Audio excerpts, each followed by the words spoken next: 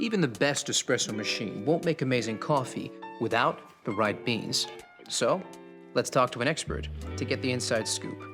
Paul Geshos is a professional coffee roaster. So, let's ask him what to look for to enjoy third wave specialty coffee.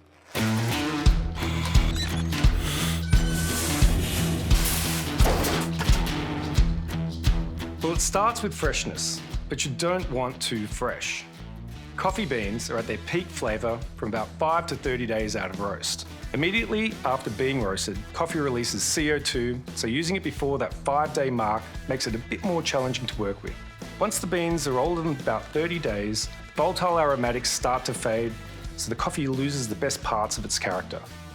Coffee beans of different origins, roast profile and age all need optimal temperatures to bring out their best.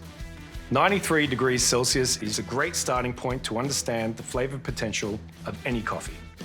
Coffees from South American origins, such as Brazil, are generally lower in acidity, rounded and sweet with a medium to heavy body.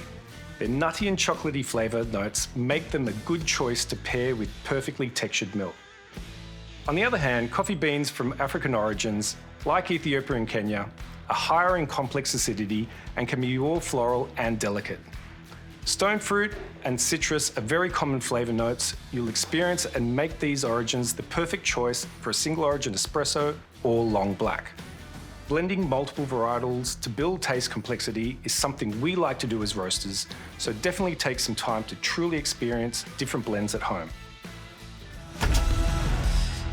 There it is, straight from an expert.